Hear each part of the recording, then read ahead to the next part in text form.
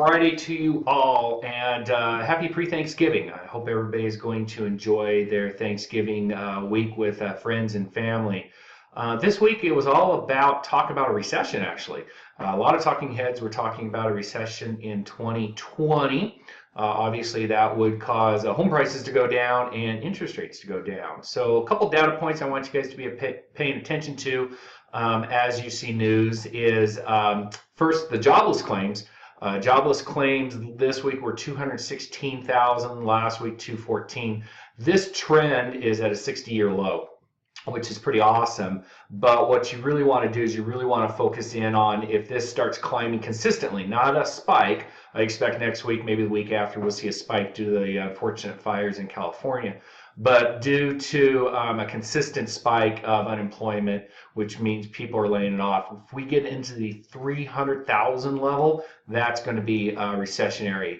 The next one to watch is delinquency rates. You can see delinquency rates month over month, 30-day delinquency rates are down, and then obviously it really falls off here, whereas foreclosures right now are just basically 0.5%.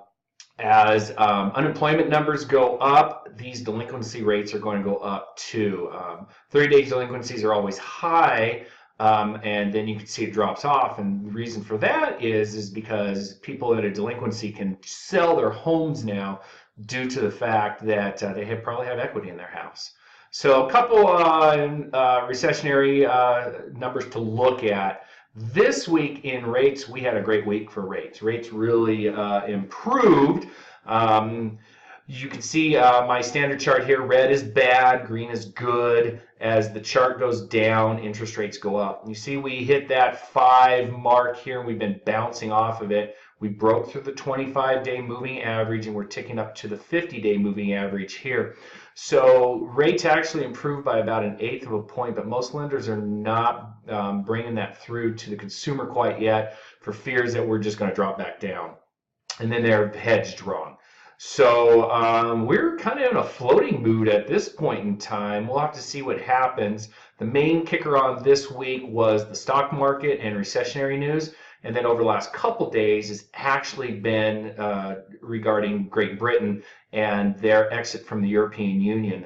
Looks like it's a real catastrophe over there. So that means money is flowing out of Britain and into our bond market, which is great for us. But if Great Britain goes into recession, it can have a negative impact on us. So right now with rates, we're actually looking at a little bit of float right now, but it's still like catching a falling knife. If you want to lock in, play it safe. If you want to not lock and float a little bit, you might get lucky on a couple rates, but we don't expect too much luck.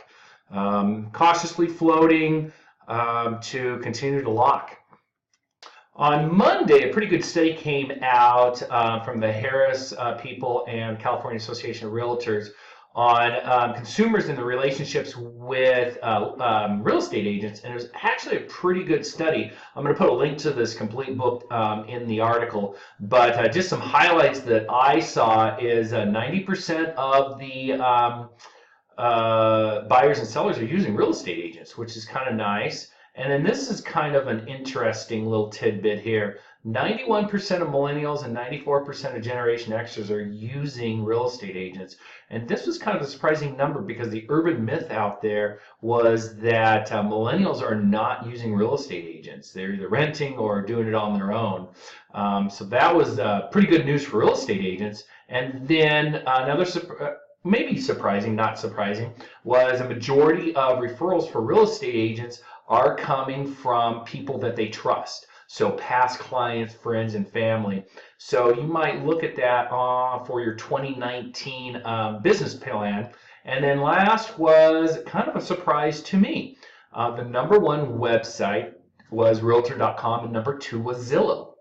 I totally would not have put Realtor.com in the top 4. And I had to put Zillow #1, so there you go. That's how much I know. But anyways, Facebook and Google were in there. So like I said, I am going to put a link below for this book, and you can download it and read through it and utilize it for your 2019 business plan. And my last item today is marketing. You should be marketing on Facebook. The average person needs to market 3 times per day on Facebook. And so you need to be posting educational stuff to be a resource. One of the best items that I find on a monthly basis to post is by the Boise Regional Realtors. They post about mid-month. They posted it on Monday. November's marketing report gives some great information about marketing, but more important, it gives you some wonderful infographics. So to repost these on Facebook, all you need to do is hover over it, right-click with your mouse, save the image as, and then drop it into a file folder. I just put it in my Facebook post. So here's my Ada County snapshot. Save that there.